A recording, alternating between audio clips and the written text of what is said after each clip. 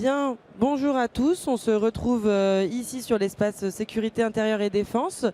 Aujourd'hui en présence de François-Jeanne Bello. François, vous êtes donc le PDG de l'entreprise Trouver qui accompagne les organisations en intelligence économique. Vous êtes également président du syndicat français de l'intelligence économique et professeur associé à l'école de guerre économique, donc sur toutes ces questions d'intelligence économique. Et aujourd'hui, sans surprise, vous allez donc évoquer avec nous des questions d'intelligence économique, mais sur un continent dont on a peu l'habitude de parler en France, ici, sur le continent donc africain. Un continent qui a de nombreuses choses à revendre sur ce sujet et qui dispose de belles synergies aujourd'hui. Donc voilà, je vous laisse la parole. Merci beaucoup d'être avec nous. Merci beaucoup Camille, bonjour à tous. Effectivement, on va parler un petit peu d'intelligence économique et d'Afrique. Moi, ça fait près de 25 ans qu'on travaille, qu'on accompagne les organisations sur le sujet de l'intelligence économique appliquée notamment sur Internet, en ce qu'on appelle l'OSINT. Il y a une journée dédiée ici sur le sujet. Curieusement, effectivement, comme vous pouvez y remarquer, on s'est intéressé au continent africain depuis maintenant un peu plus d'une quinzaine d'années, parce que il y a des choses qui se passent là-bas, et je pense qu'on a, je trouve, beaucoup à apprendre en fait de ce qui se passe sur le continent africain en termes d'information et d'intelligence économique. Pour la petite histoire, nous on a monté les assises africaines de l'intelligence économique, assises africaines et francophones, donc sur l'Afrique francophone, sur le sujet de l'intelligence économique, il y a maintenant 8 ans. Et à l'époque, il y avait déjà cette volonté de partage de l'information. Là où c'est vrai qu'en France, intelligence économique rime plutôt avec rétention d'informations, cloisonnement. La petite blague du consultant d'intelligence économique, souvent, c'est qu'il vous parle d'une entreprise qu'il n'a pas le droit de citer, sinon il est obligé de vous tuer, et de cultiver un peu le mythe du secret. Moi, j'ai été surpris de voir, il y a déjà une quinzaine d'années, en Afrique, une volonté de partage, en fait. De savoir à Abidjan ce qui se passe à Alger, de savoir à Bamako ce qui se passe à Libreville, en termes de process de renseignement et d'information. Et du coup, on a proposé de monter ces assises pour échanger les bonnes pratiques, en fait, sur la pratique de l'information. Et la première édition qui a eu lieu en 2017 à Casablanca, c'était assez amusant parce que on avait tous les grands noms français de l'intelligence économique, mais qui étaient là-bas. Donc à l'époque, Philippe Clerc, Christian Arbulot, Alain Juillet, Jean-Baptiste Carpentier. Moi, je les avais jamais vus ensemble parler d'intelligence économique dans une pièce en France. Et au bord de la piscine à Casablanca, ça passait mieux. Et effectivement, cette volonté, moi c'est ça qui me marque, volonté de partage et d'échange en termes d'information. Alors, je modérerai un tout petit peu mes propos parce qu'aujourd'hui, on commence, et moi je le vois au sein du syndicat français de l'intelligence économique que j'ai l'honneur de présider depuis quelques temps, on commence à voir cette volonté de partage et d'échange. Donc ça commence à arriver un petit peu chez nous, de décloisonner, de partager, d'échanger. Donc ça c'est le premier point que je trouve assez intéressant. Il y a une volonté, il y a une envie. Et puis il n'y a pas une même approche de l'information. Effectivement, c'est un continent, comme vous le savez, qui est basé sur l'oralité. Et les réseaux sociaux, vous parliez juste avant dans le talk précédent de TikTok, c'est de l'oralité. Les réseaux sociaux, c'est de l'oralité mis sur Internet. Donc ça se prête bien à la propagation d'informations, voire de rumeurs, voire de fake news. Mais ça se prête effectivement assez bien. Et on n'a pas les mêmes usages, c'est-à-dire que c'est vrai qu'on a plus de réseaux sociaux, des gouvernements, des organismes officiels qui vont communiquer plus facilement sur Facebook, là où nous, en France, on n'est pas habitué à voir ça, avec des sites institutionnels. Des sites institutionnels là-bas qui ne sont pas mis à jour. Donc on a une différence sur l'approche de l'information et sur l'organisation de l'information. Une autre chose qui me paraît importante, c'est que ce continent est capable de sauter des marches, de passer directement à l'étape d'après. Je vous prends un exemple, c'est Internet. Ils sont passés directement à la 5G.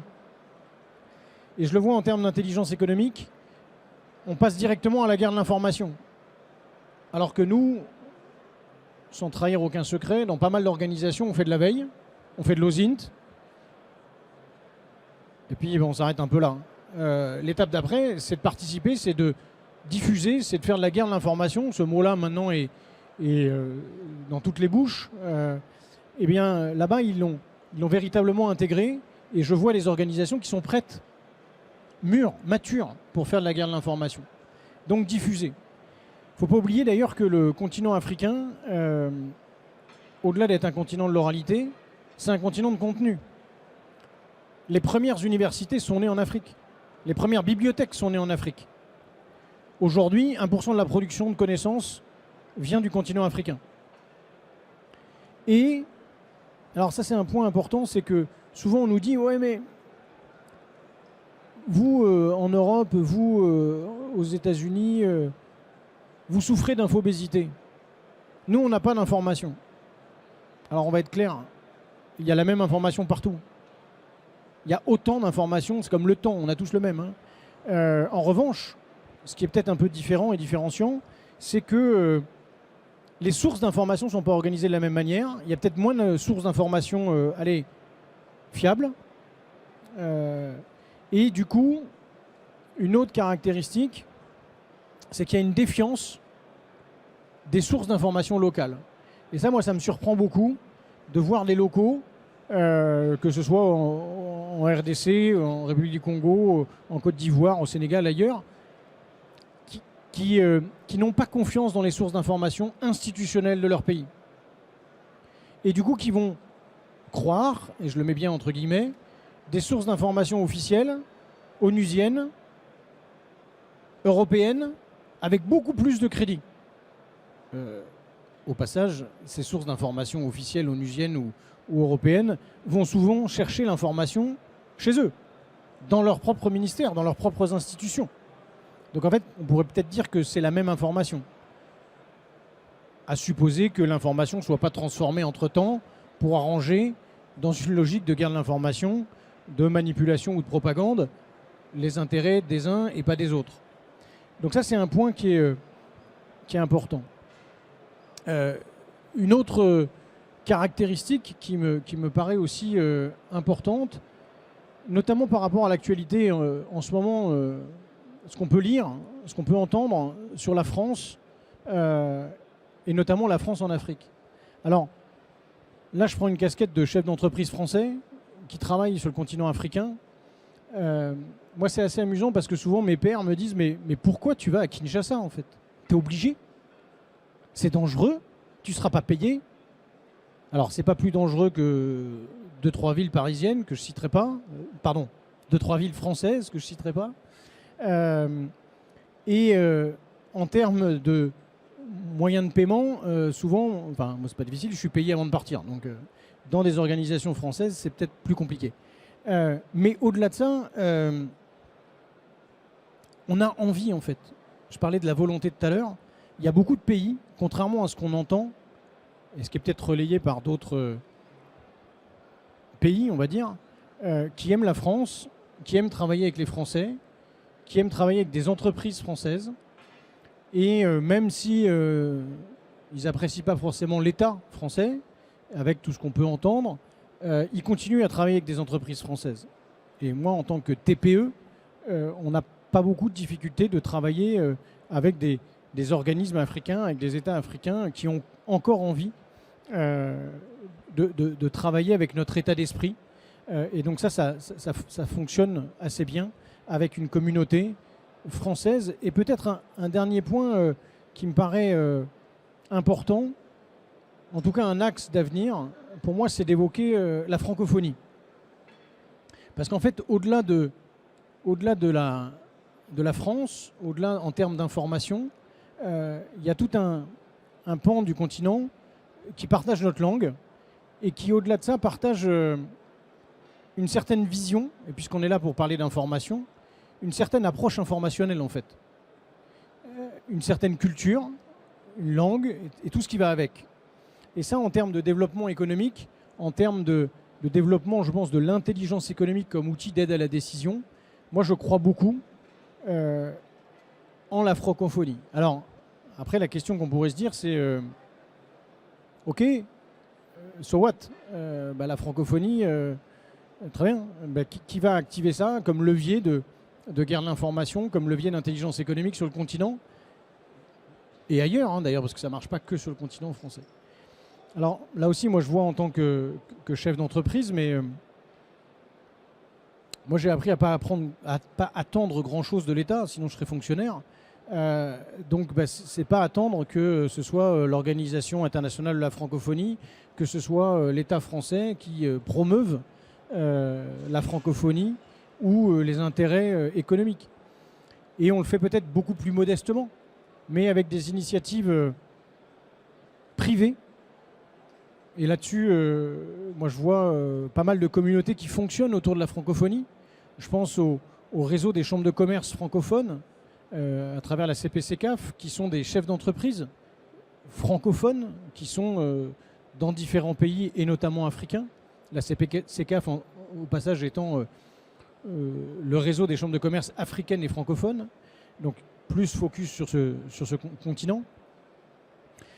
Des initiatives comme la French Tech, qui sont là aussi souvent des chefs d'entreprise français expatriés, et je reviendrai sur ce point-là, et qui font avancer.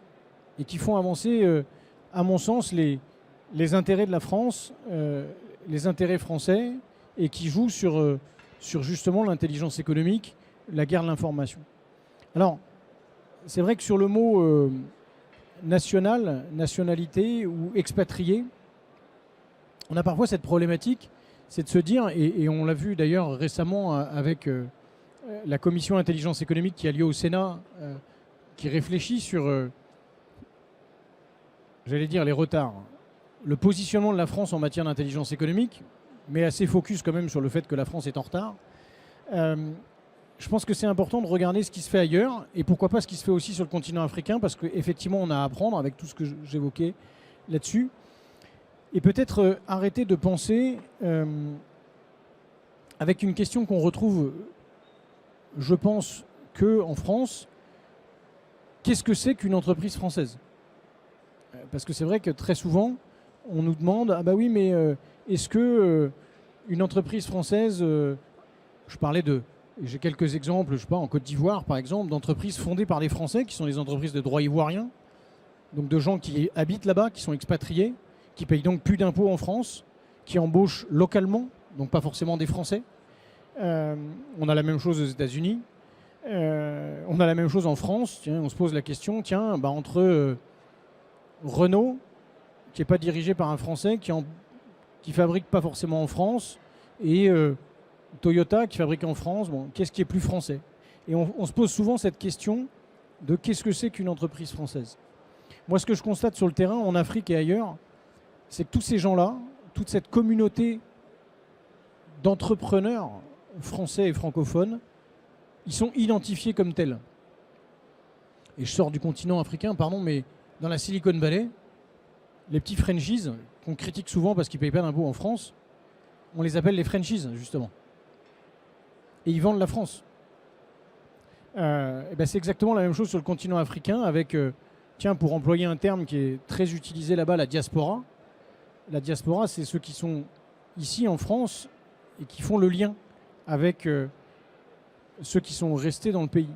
Peut-être que nous, on pourrait s'en inspirer justement pour travailler avec les Français expatriés sur une communauté. Et là, je pense plutôt à une communauté, à des communautés privées, parce que c'est vrai qu'on a une culture aussi française de l'intelligence économique et du renseignement. Et là, je prends un exemple, parce que je parle d'expatriés, mais je parlais de retard tout à l'heure. Souvent, on dit effectivement qu'en intelligence économique, la France est en retard. C'est sûr que si on veut faire de l'intelligence économique comme les anglo-saxons, on est en retard. Mais grâce à Dieu, on n'est pas anglo-saxon. Enfin, pour ce qui me concerne. Du coup, on n'est pas câblé pareil. Et c'est pas bien ou mal, en fait. C'est juste comme ça. Et si vous prenez un expatrié français ou un expatrié britannique dans un pays d'Afrique, il n'a pas les mêmes relations avec son consulat, avec sa chambre de commerce, avec son État. Un expatrié britannique, quand il a une information qu'il juge vitale pour son pays, il va la donner à son consulat. un expatrié français a peu de relations avec son consulat. En tout cas, certainement pas pour aller leur donner de l'information. Mais ce n'est pas un jugement de valeur que je fais là. C'est un constat. Et donc, il faut faire avec ça.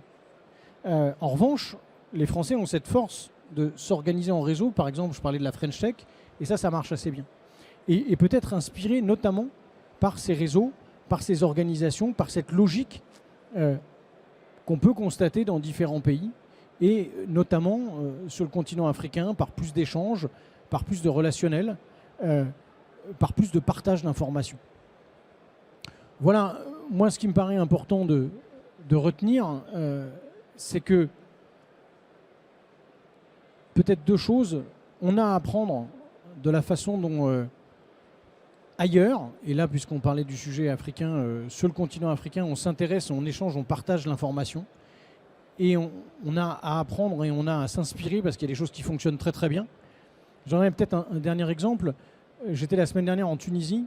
Une entreprise leader dans l'agroalimentaire a mis en place un dispositif de veille stratégique et a inscrit la veille stratégique dans son dispositif stratégique annuel.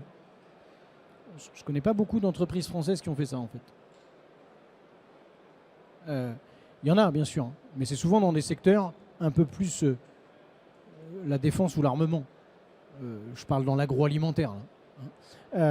Donc ça peut être assez surprenant et il y a cette vitesse. Et effectivement, peut-être terminer par ça en disant qu'il y a un rapport au temps qui est fondamentalement différent. Moi j'aime bien ce proverbe africain. Ils nous disent souvent vous avez la montre, nous on a le temps. Bon, effectivement, il n'y a pas la même approche du temps. Et pour terminer sur ce sujet-là, le temps et l'information, peut-être répondre à quelques questions. Moi, je suis surpris en France sur le rapport à l'information dans l'intelligence économique, dans la veille, dans la guerre de l'information. On est dans du flux, et dans du flux très court-termiste. La durée de vie d'une information, c'est 6 heures. Et on est passé à autre chose. D'ailleurs, regardez l'actualité, on vous a dit, tiens... on enfile, hein. Alors là en ce moment sur nos sujets c'est ChatGPT, puis il y a 6 mois c'était le métaverse, hein. Puis on n'en parle plus du métaverse d'ailleurs, on est passé à autre chose. Tiens, il paraît que ça allait tout changer, je vous rappelle, hein. Ok, voilà. On passe de focus en focus, et notre métier de l'intelligence économique, c'est justement de prendre de la hauteur, c'est de prendre le temps. Et ça fait peut-être partie, pour mettre un point final, effectivement, des choses qu'on a à apprendre, c'est cette approche au temps, de gérer avec plus de hauteur hauteur de vue et de prise de temps par rapport à l'information. Merci beaucoup pour toutes ces perspectives et puis ces pistes de réflexion que vous venez de nous livrer. En effet, je vois que le temps commence à filer. On a peut-être le temps de prendre une question. S'il y a dans la salle une question, quelqu'un qui a une question à notre intervenant. Non. Bon, bah écoutez, merci beaucoup. Ah, si. Hop, je vous donne le micro, allez-y. Merci. Alors, rapidement, les sociétés avec lesquelles vous travaillez en Afrique, c'est principalement des gouvernements ou c'est des entreprises privées ou c'est des entreprises, on va dire, des investisseurs externes du Moyen-Orient peut-être ou occidentaux, européens? C'est quoi les perspectives dans le métier de l'intelligence économique et qui est intéressé et pourquoi? Voilà. Tout le monde. Non. Alors, si, c'est vrai que tout le monde s'intéresse au sujet. Alors, attention, je fais tout de suite un aparté, enfin, un point de vigilance. Attention au côté magique. C'est vrai que l'intelligence économique, moi j'entends très souvent, ah mais on va faire l'intelligence économique, vous allez voir, tout va aller mieux. Je me plais à leur rappeler que ça fait 30 ans qu'on fait de l'intelligence économique en France et que je ne suis pas sûr que tout aille mieux. Donc ce n'est pas la solution à tous les problèmes. Attention au côté magiciel, magique, qui séduit un petit peu. Au-delà de ça, c'est vrai que ça séduit pas mal de gens, l'aspect intelligence économique, des organisations, des associations, des chambres de commerce, des États. Alors nous, en tant qu'entreprise française, on travaille, c'est vrai, plutôt avec des entreprises locales, françaises ou européennes. Pourquoi? Parce que les entreprises, vous parliez du Moyen-Orient, marocaines, Alors, avoir la position du Maroc en Afrique, et bien sûr en Afrique, mais les pieds dedans, la tête en haut, comme disait l'autre, ont plutôt l'habitude de travailler avec des entreprises d'IE locales, si elles en ont. Donc nous, assez naturellement, on ne va pas travailler avec des entreprises d'autres pays parce qu'elles ne viennent pas nous voir. Bon, après, on pourrait travailler avec eux, il n'y a pas de problème. Mais voilà, il y a cette culture-là. Donc c'est vrai que, en ce qui nous concerne, on travaille plutôt avec des entreprises françaises, mais aussi avec des États, mais aussi avec des organisations transnationales. Il commence à y avoir d'ailleurs un point d'intérêt au niveau de l'Union africaine, au niveau des différentes banques centrales, au niveau de l'UEMOA, des organismes transnationaux sur le continent. Pour info, à l'Union africaine, j'ai rencontré un général de l'Union africaine tchadien en charge de ces sujets-là. Il y a une cellule OSINT au sein de l'Union africaine pour réfléchir sur les problématiques d'OSINT, de guerre de l'information. Je ne ferai aucun parallèle, et qui fonctionne. Avec des équipes, avec des équipements, des logiciels, des plateformes, etc. Donc voilà, donc il y a vraiment une appétence et une volonté, une envie. Après, je modère, il y a ce côté excitation, ce côté magique. Et c'est vrai que, comme on met un peu ce qu'on veut derrière le vocable d'intelligence économique, il y a pas mal d'experts qui ne sont pas vraiment experts. On commence aussi, on pourrait avoir la même chose en France. D'où l'intérêt au passage de faire ces assises qu'on a organisées, qu'on organise tous les ans. Parce que celui qui n'est pas vraiment expert, il ne va pas venir se confronter à ses pairs en fait. Parce que ça va se voir. Hein. Et ça, je pense que c'est la clé. Pas forcément passer par la labellisation, mais au moins par l'échange, par le partage. Et effectivement, quand on va dans les bonnes communautés, les pseudo-experts, ils ne sont pas là en fait. Donc voilà. Donc ça, je pense que c'est un point important. Je ne sais pas si ça répond à peu près à votre question. Merci beaucoup François. Je vois que le temps passe. Et on a le programme qui continue. Merci beaucoup pour votre présence. C'était vraiment passionnant. À bientôt, sûrement. Et puis pour nous, en ce qui nous concerne, on continue l'après-midi avec donc un regard croisé sur la protection des mineurs en ligne. Voilà, donc si Laura et Soyoung voulaient bien me rejoindre, et puis Amélie va prendre la suite. Merci encore François. À bientôt.